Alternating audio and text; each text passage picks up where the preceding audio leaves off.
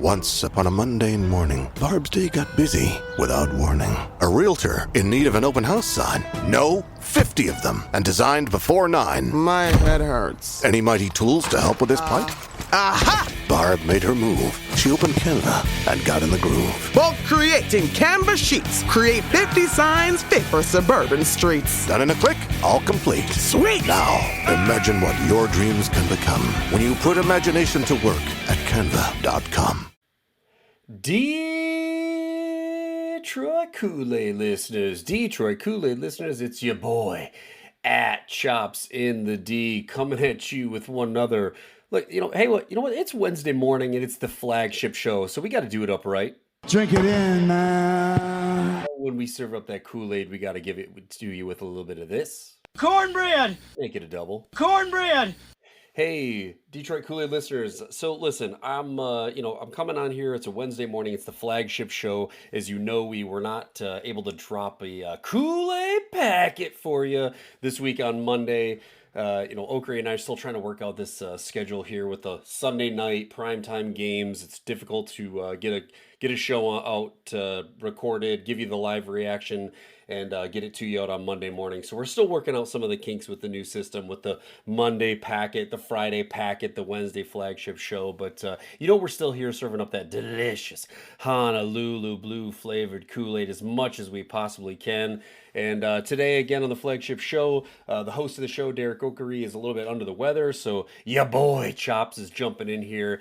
I want to do a couple of things today. I'm not sure if the show's going to go long. It's probably going to be a little bit longer than a Kool-Aid packet. Maybe not quite as long as the normal flagship show that you guys are used to getting here. But of course, we're talking all things Kansas City versus the Lions from Sunday Night Football. So I think what I want to do here is I want to give you a breakdown. I know that the loyal, diehard Kool-Aid drinkers know what happened. They know the final score. They know the 30-17.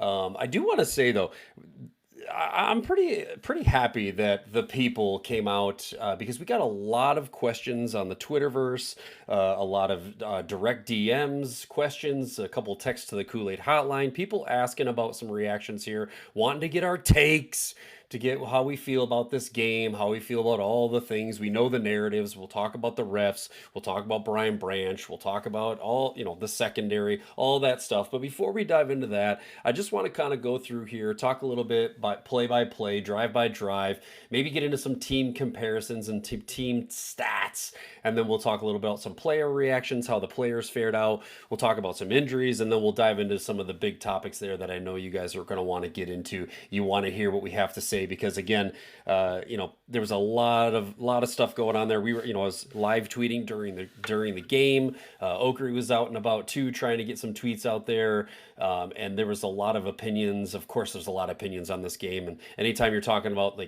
controversy or big primetime games where, Lions seemingly get screwed, or, shock of shocks, the referees help the Kansas City Chiefs at home in prime time. There's going to be a lot of reaction there. So let's dive into it here. Let's start out with a little bit of play-by-play scoring action. So, right at the gate, Lions jump in, 15 plays, 61 yards. And then, of course, we know the result of that first drive by the Lions was actually a touchdown. Unfortunately, we'll get into it here, but the refs decided to take that away, and we had to settle for a field goal. So 15 plays, 61 yards, immediately 9 minutes off the clock. Like we rolled. Offense looked great. We we threw the ball, we ran the ball, we did whatever we wanted to do. A couple of nice passes to Sammy Biscuits. Jahmyr Gibbs was running around. #JMO Fast got into the action a couple of times.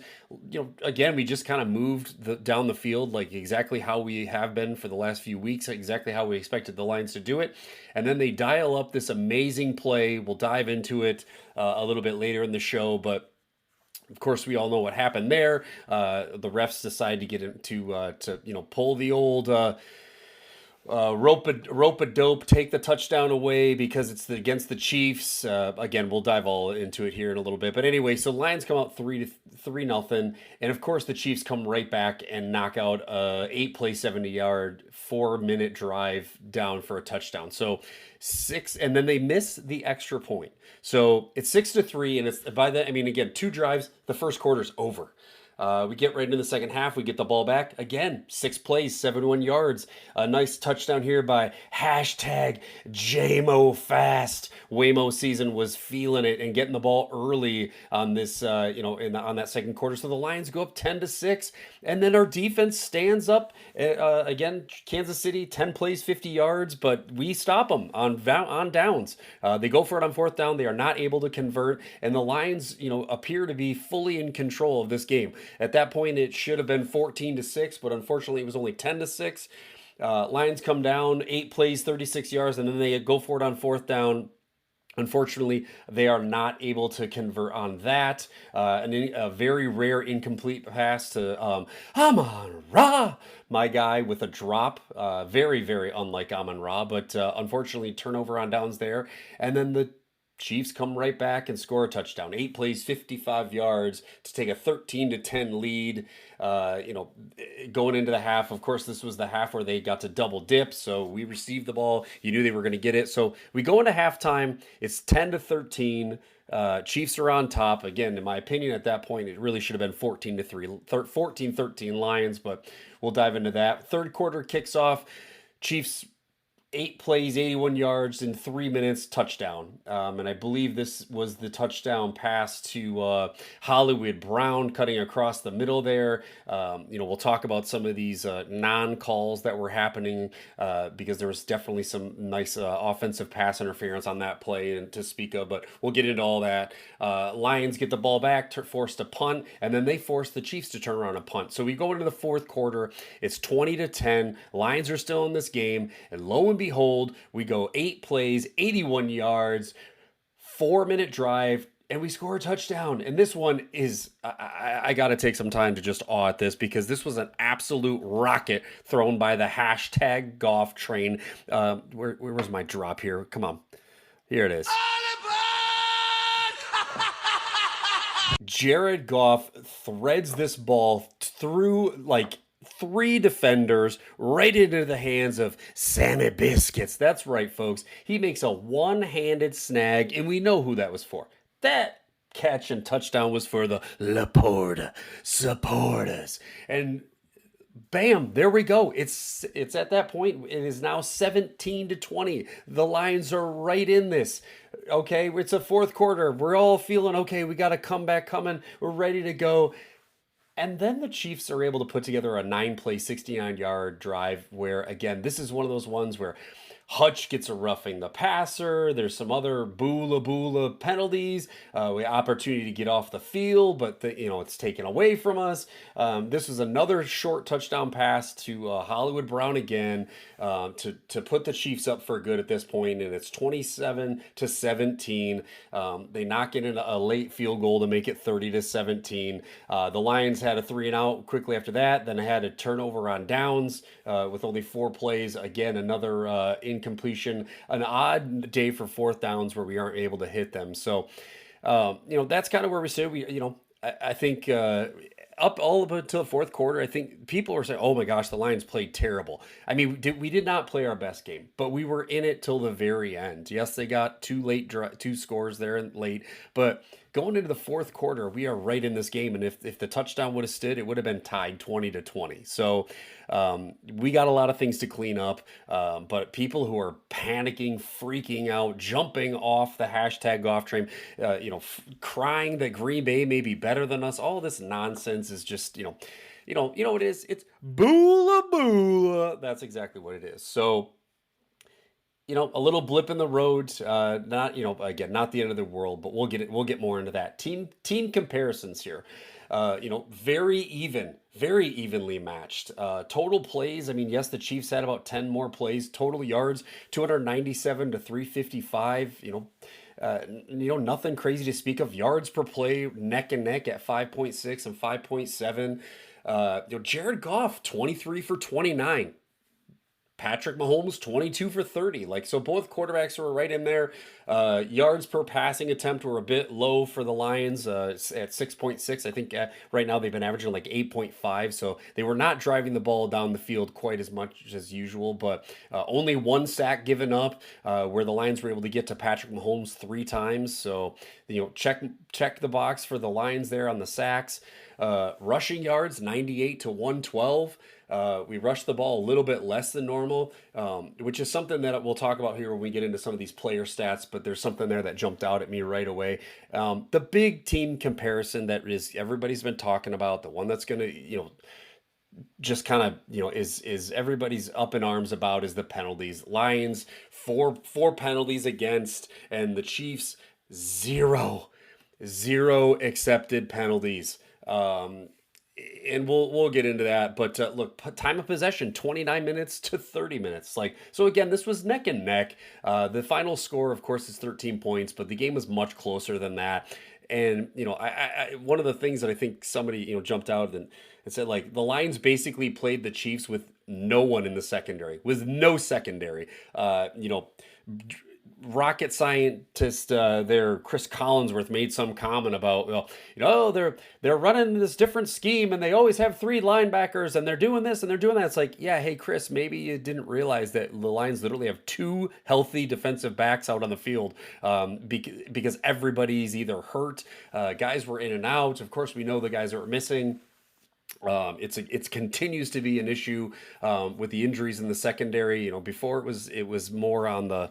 Last year, we had injuries all up and down the field, more on the defensive line. Now it's in the secondary that's hitting us. But, the Lions are definitely playing shorthanded there. But again, to be as shorthanded as they were, to stay neck and neck with the Chiefs, who, again, still a good team at 3-3. I'm not going to kill the Lions for this, and I'm certainly not going to be giving up on the season like a lot of people seem to be doing. So, let's talk about some individual stats. I already mentioned it. The hashtag golf train, 203 yards, 23 out of 29, 2 tugs, no picks, still a nice, decent rating of 118. So, the hashtag golf train wasn't able to push the ball down the field as much as he normally does, which was a bit disappointing. But the stat that jumped out to me, and I didn't realize this until I looked at it a little bit ago, David Montgomery only 4 carries for 24 yards, where Jahmyr Gibbs had 17 carries for 65 yards. So, not much of the Sonic and Knuckles combo that we're used to. Is mostly just Sonic, and maybe a little bit more Knuckles in the action could have made a difference there. But very surprised to see that they didn't split that up a little bit more. Also considering that Jahmyr Gibbs is only averaging 3.8 yards per carry, but. Again, something for the Lions to clean up there. Like I mentioned, hashtag JMO Fast, six receptions, 66 yards, a tug, had a long of 22. Again, the nice touchdown catch there by Sammy Biscuits, 5 receptions for 55 yards, and the tug there. Amon-Ra, which this is another stat that just like jumped out at me, and I think I might have to tag in Stash because I'm just not doing it right here. Yeah, Stash, who's this guy again? Amon-Ra. Thank you, Stash. All right, Amon-Ra, 9 catches for 45 yards. 5-yard average per catch. Very, very unlike Amon-Ra. The receptions there, we just were not able to get him down the field. Not a lot of yak. And of course, we know about that big drop on 4th down, which is completely out of character there for Amon-Ra. So, no turnovers. Again, like we talked about, no fumbles, fumbles, no interceptions. Just a clean game when in the turnover game, dead even. But again, I think the Chiefs only had to punt once, which was a bit rough. I think Jack Fox had to punt 3 times, so a few more punts, and then of course the turnover on downs, like we talked about. I believe the Lions were. What were the Lions here on 4th down? 4th down, 0 for 2 on 4th down, where the Chiefs were 2 for 3. So a little bit of a flip script there. So, but again, Dan Campbell went for it when I thought he would go for it. He punted when I thought he would punt. Of course there were drives where, of course, we knew, it was at midfield. And if we had a play where he was willing to run it because we knew we were going to go for it on 4th down, and people like, those work out a lot. So if we're going to be Dan freaking Gamble, we know sometimes those just aren't going to work out. So the Lions are staying true to who they are. They're playing the way that Dan freaking Campbell wants them to play. And I have no qualms about it whatsoever. All right. Let's get into what you guys really want to hear about. Let's talk about. I'm gonna do my best, folks, because I've been giving it to the Twitterverse, and you know how I'm feeling about this. But this game just really felt like it was the Chiefs and the refs versus the Lions. Let's talk about this overturned touchdown. Like, the Lions come up with this beautiful play. Jared Goff, again, comes up from under center, he goes as a running back. He never establishes himself under center as the quarterback. Yes, does he at some point stand behind the center? Yes. Just like every other Wildcat formation starts, he does stand behind the center. He never puts his hands underneath center, and he goes into motion. They call a beautiful play. They call this direct snap to David Montgomery. He makes a nice throw. Jared Goff gets a nice little shove by Amon-Ra to get himself in the end zone. 3 officials signal touchdown. 3. Okay. I went back and watched the tape. 3 officials signal for a touchdown. All right. We're celebrating. Everything's going great. Lo and behold, the Zebras decide to get in. They just randomly decide after 3 of them have signaled touchdown, they need to huddle up together and talk about this. Okay. I have such a big problem with this because penalties and other things that are reviewed, it takes 3 seconds to go, this is what happened, this is what I saw, it's my call, boom. That's not what happened in this case. The refs convened for almost 90 seconds. 90 seconds. They sat there and talked about, what did you see? Well, what did you see? What did you see? Then you throw in this whole ordeal about, as we know, this is, it's not, scoring plays are reviewable, but whether or not there was a penalty or a misalignment is not a reviewable play. Okay. So they go back and forth. There's this controversy about, was there a call from New York? Wasn't there a call from New York? Well, Dan freaking Campbell says one of the officials came right up to him and said, hey, this was called down from New York. But then lo and behold, the pool report after the game says, no, there was no call from New York. This is what we saw. Okay, but 3 of you signaled that it was a touchdown. 3 of you. So if 3 of you saw that it was a touchdown, which one of you decided that you saw Jared Goff set under center, but then you still felt that it was okay to raise your arms as if this was a touchdown? The whole thing is a mess. The whole thing makes the NFL look terrible. And this is exactly why people think the game is rigged. This is exactly why people think that the Chiefs get all these calls. It's ridiculous. Was there a call from New York? Wasn't there a call from New York? Was it a touchdown? Wasn't it a touchdown? Why does it take 90 seconds to review this play with no outside interference, and then you decide, oh, this is what really happened? The whole thing is ridiculous.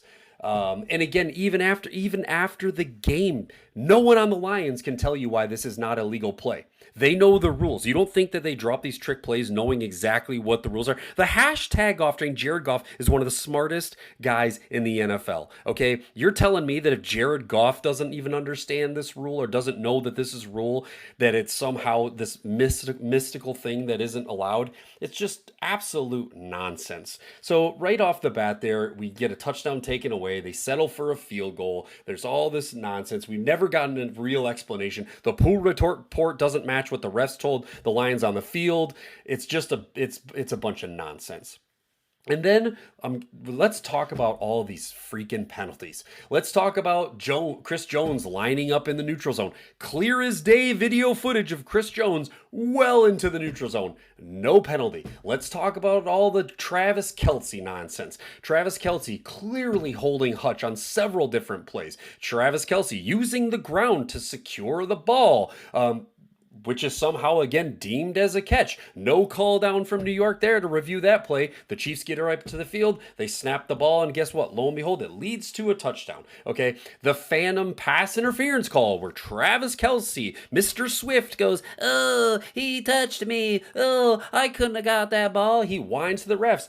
No flag in sight until Travis waves his hands, shrugs his shoulders, lifts his arm, starts pissing and moaning, and then all of a sudden, the ref goes, "Oh, here, Travis, let me throw you a yellow hanky. Here you go. Oh, pass interference." And of course, again, leads to another touchdown.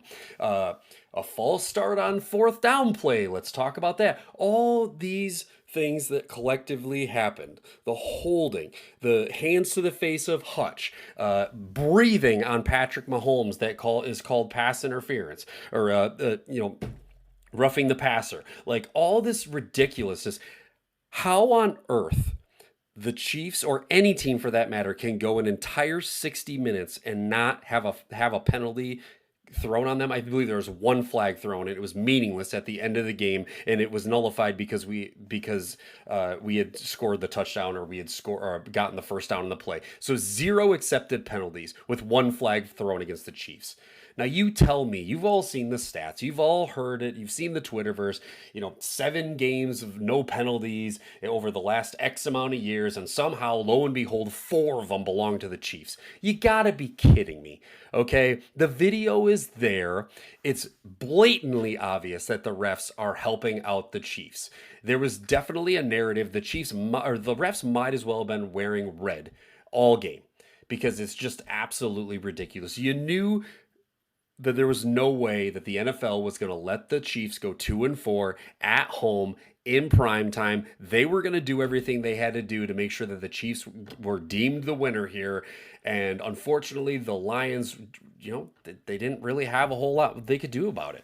Like, it was a super frustrating game. And it's one of those things where you don't want to think that the NFL is biased. You don't want to you want to think that every team has a fair shot. You want to think that every team is going to get called equally. But anytime Patrick Mahomes whines, Travis Kelce starts crying, it's like the refs, it's like they owe them something. I just don't even understand it. It makes 0 sense to me. And I've had a couple of days to cool off about it because, at the time of, I'm just screaming. I'm screaming at the TV. My kids are like, "Dad, it's okay. What's going on?" I'm like, it's super frustrating. To have to play shorthanded like that. Not only are you injured shorthanded, but now you got to play against the refs too, and it was just rough. So, again, there's my feelings. I want to give out a couple shouts there. Like, shout out to Keith, because he hit us up on the Koolaid Cast hotline. We had a couple other people DMing a few, Oakery and I, just asking, "Hey, what are your thoughts on this? Like, do you think it was boola boola?" Some people actually had the audacity to come on and message and blame Derek Oakery for this loss, which, again, anytime I can bust the chops of the show, pun intended, Chops is going to bust some chops when it comes to Oakery. But for people to come on and be like, "Well, Choppy Chop, we lost because Derek Oakery said the Chiefs were going to win this game. It's all his fault." Well, look, all we do is host a show. All we do is a pod. Yes, we've got some, we've got some great knowledge. We've got some entertainment. We have 0 influence on the game, people. What we do? We are able to get the people hyped. We're able to serve the Kool-Aid. We're able to give out packets and all that fun stuff. But look, you can't blame Derek Oakery for this loss. Who you can blame is the NFL and the refs. Straight up, their fault. And I want to continue. The last thing I'm going to touch on, of course, you all knew that I was going to go there about this game, is this whole situation with Brian Branch. Okay. And I go back and forth because, people in the moment, "Oh my gosh, Brian Branch, my boy, Brian Branch, how can you do that? How can you come up to a player after the game and open hand slap him and this and this and this?" Well, let's have a little bit of context here, okay? Like, was it a dumb mistake? Yes. Is Dan Campbell going to say he doesn't condone it and apologize on his behalf? Of course he's going to. But y'all, you have to think about this from Brian Branch's perspective, okay? Not only is it in the heat of a battle of a game, but Brian Branch was taunted not once, not twice, not 3 times, but 4+ times by Patrick Mahomes during this game, where Patrick runs up by him, brushes shoulders by him, flips the ball at him, brushes his chest in front of him, all this stuff. You know, the last time I checked, taunting was a penalized offense. And any time that people like look at somebody, make any kind of gesture at somebody, it's an immediate 15-yard penalty in a flag for taunting. Okay, in one play, Patrick Mahomes taunted Brian Branch 4 different times. Okay, so he's frustrated about that. All right, yes, they lost the game. He's frustrated about that too. Let's talk about the cheap shot from Juju, the block in the back, the chop block from behind, no call, and then Juju does this, and then he decides he's going to talk crap. So he's going to talk smack. So not only does he illegally hit Brian Branch from behind, by the way, which is a terrible thing to do. You can absolutely hurt somebody that way.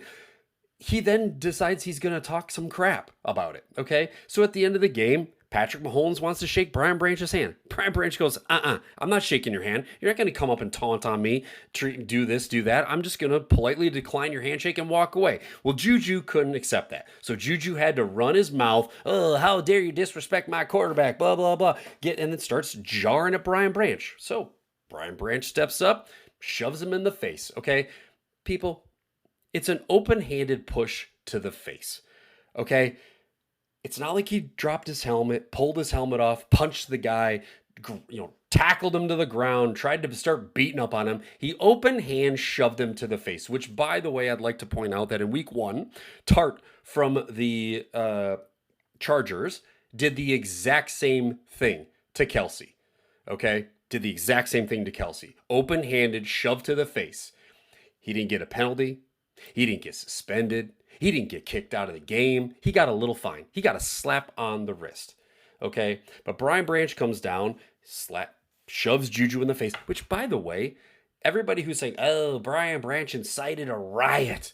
You know what actually incited the riot? Because if you watch the play, after Brian Branch shoves Juju in the face, Isaac Pacheco was right there to get on Brian Branch and go, yo, knock that crap off. Don't even do that.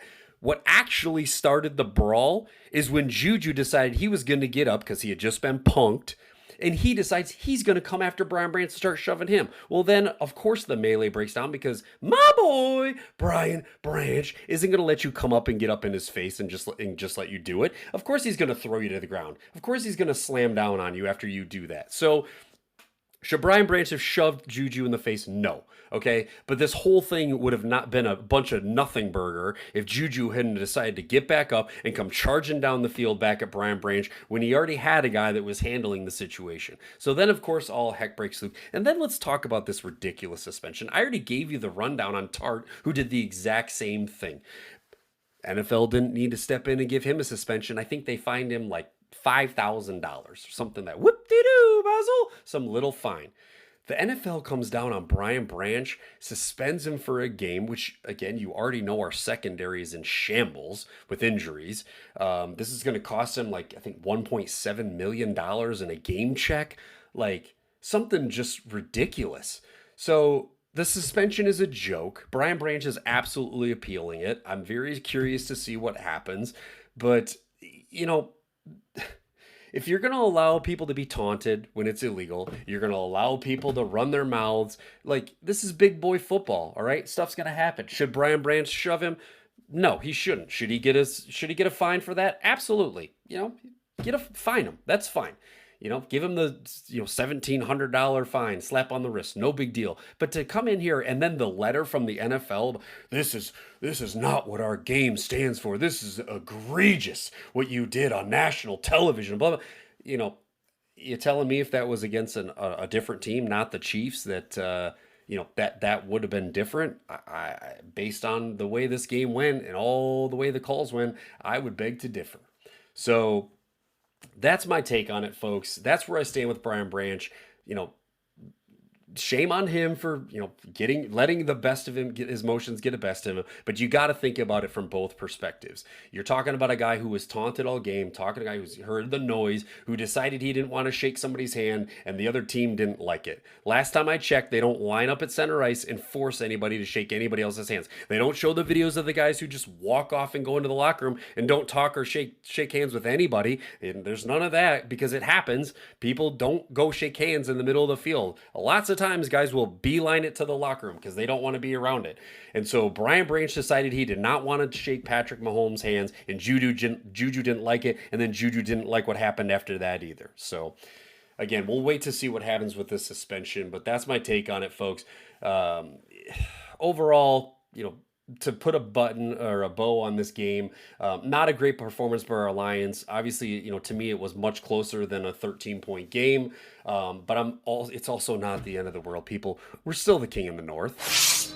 The king in the North. We're still on track to win the Super Bowl. We're still on track to make the playoffs. We're still on track to win the North. Everything is just fine. Okay, we're 4-2. All right, we got another big game coming up, a primetime game against the Bucks. We're favored in that game. We're going to dive all into that there on the Koolaid Packet on Friday morning. We'll give more of that delicious Honolulu blue flavored Kool-Aid to the people. But for now, folks, don't panic. All right, it's one game. It's a game that you knew the league was not going to allow the Chiefs to lose. It was handed to them on a silver platter. They're 3-3. We're 4-2. Again, I have my hopes and aspirations for this team have not dropped at all. All right, I hope you enjoyed the packet. And listen, if you have a chance, hit up my boy Derek Oakery on the Twitterverse. He's really just not feeling the greatest right now. So give him a quick shout out, give him some love, and we will see you here later this week for the Kool-Aid Packet on the Detroit Koolaid Cast. Take care, everybody. I'm out. Optimism isn't sunshine and rainbows.